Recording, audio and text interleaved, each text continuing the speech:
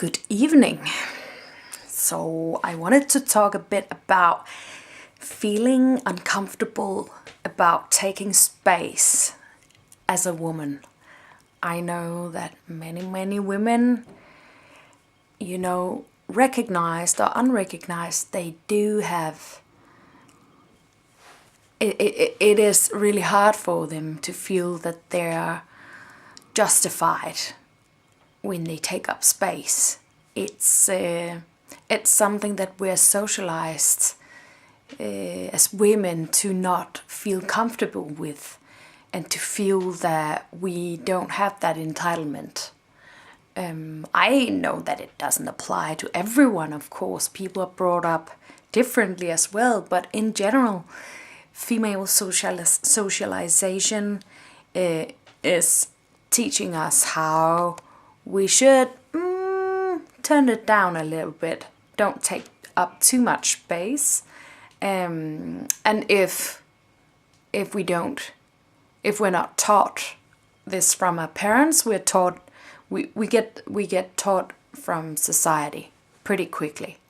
And I think this has been an issue for me as well. I'm actually not brought up to not take space. My parents were very encouraging of me taking up space, but only in certain ways. So when I was a child, I played music a lot. I still do, but back then I had more time, of course. I think at one point I went to musical activities more than 7 days a week.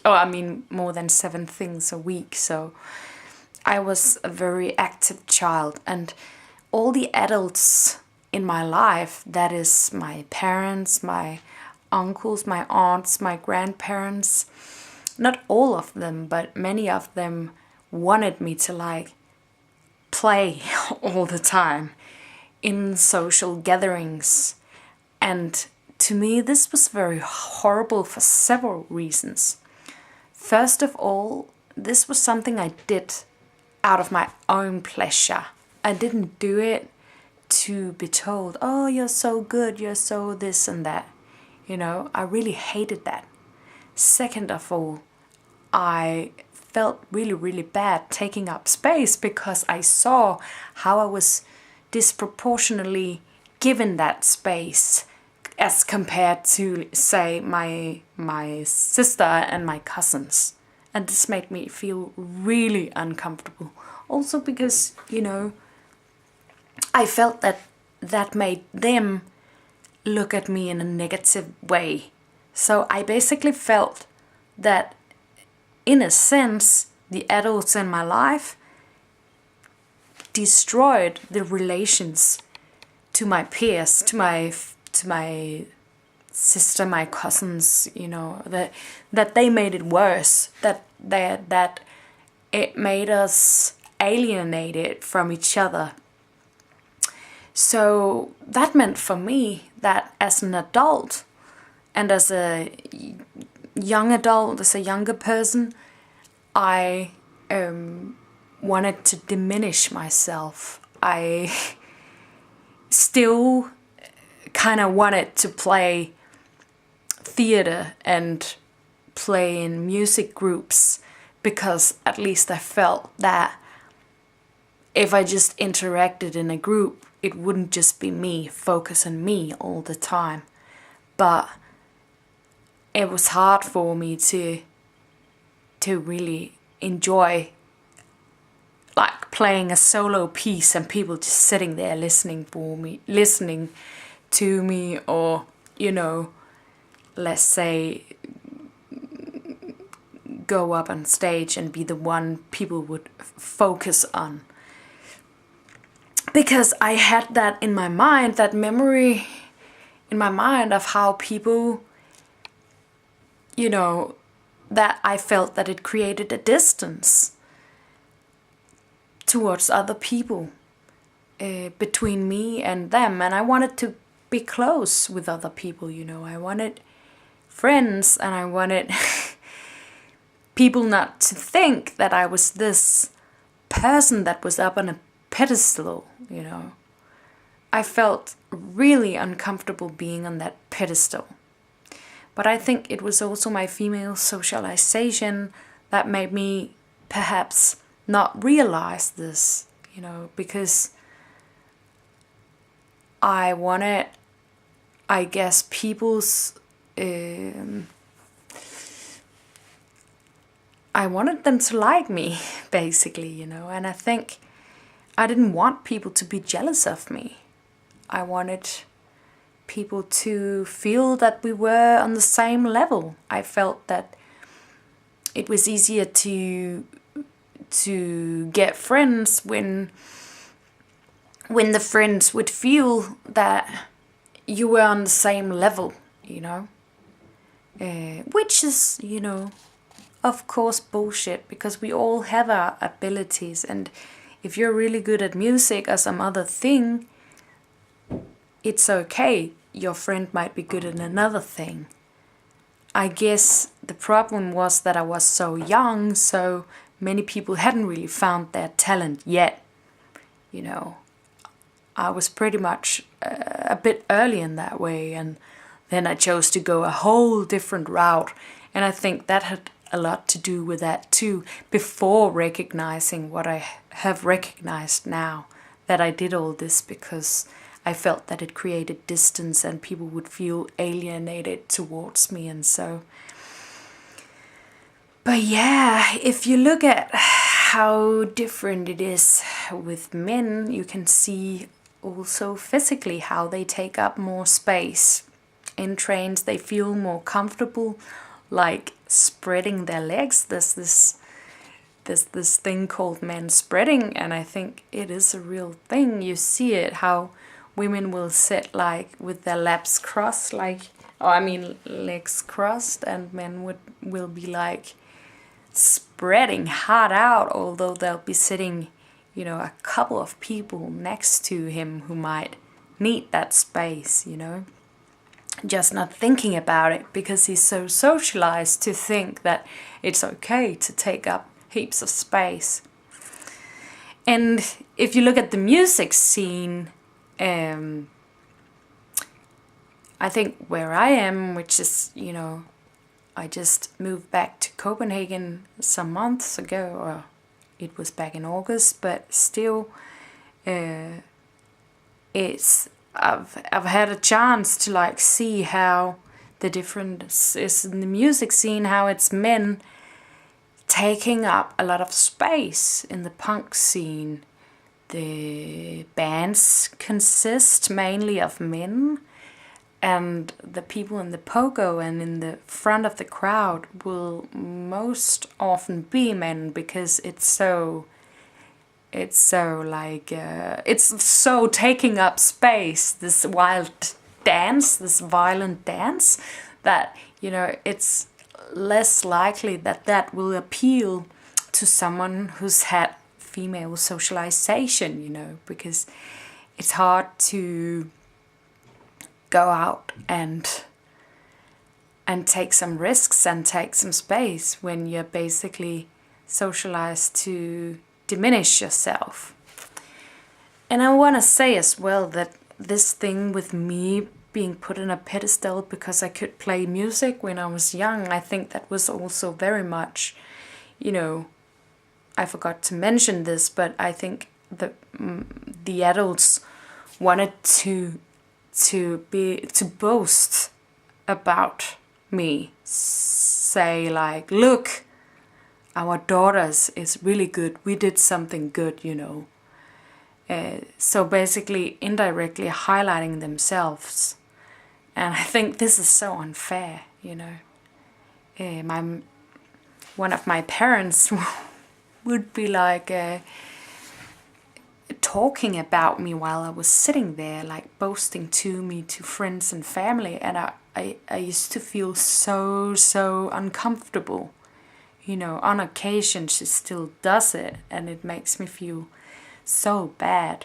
And I also don't recognize myself in what she says, you know, because I'm not all that, And I guess for so long I didn't want to be all that, because I wanted to be close with people and not feel alienated, and I wanted to be near to them. But I think that men might also take up space in a different way in the music scene. Like they will oftentimes be in rock bands, whereas many of my girlfriends will be like in indie bands and singing something more soft, like I want to say pretty music, but I know that it sounds condescending, but that's not what I mean. I think this is all entirely structural, that women will have a tendency to take up space in a way that we're socialized. But I think it's positive that they take space at all, because that's, something that I have a hard time doing, So I think it's good that they do it, no matter what they play or no matter what their talents are, But it's just interesting that there is this difference in what choice of music many of them choose.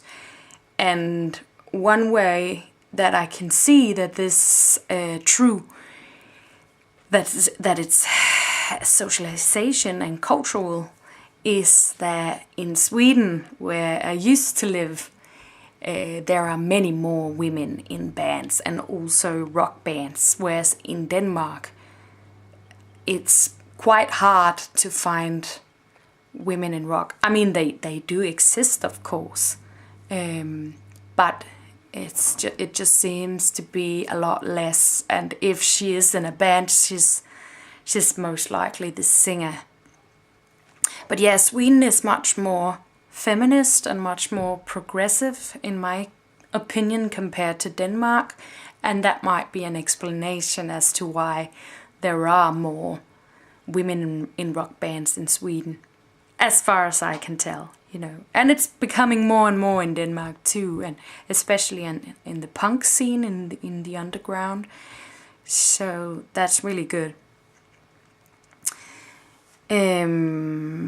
So I think, women have to make a deliberate choice to take up space, although it feels uncomfortable. It's like, if you can do something, you should probably do it. And this is quite a new realization for me, that this whole going to university for a decade and doing all this activism kind of thing was also a way for me to not take space in a way that I knew that I could take space. I chose to do a more social way of taking up space, one that would be like, I'm part of a group doing this and not me taking initiative to, doing something that I'm actually good at. And this is a thing that I kind of want to work towards now, taking up space in a way that actually, doing something that I'm actually good at. So, yeah, I think this feeling of not being allowed to take up space also translated into my social life, where I was vastly dominated many times in both friendships and romantic relations, where people would just, the one, my friend or my boyfriend or lover or whatever would like talk, dominate, and I would just listen while they were talking, because that's how I'm socialized. It's like, if you talk, I shut up.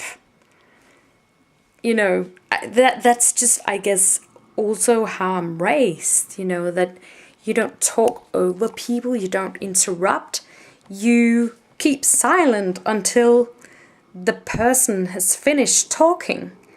The problem is if that person never finishes talking, you basically don't have a relationship anymore, you know. People just talk to you or talk at you, but not with you. It's not a conversation anymore. It's pure domination. And I think people who aren't like socialized to have connection with other people will just totally take advantage of this and not even understanding this, and probably also be confused about it. I think some of the boyfriends that I've had and friends have probably not known how to deal with this. But you know, it shouldn't really be a problem to just be sensitive and just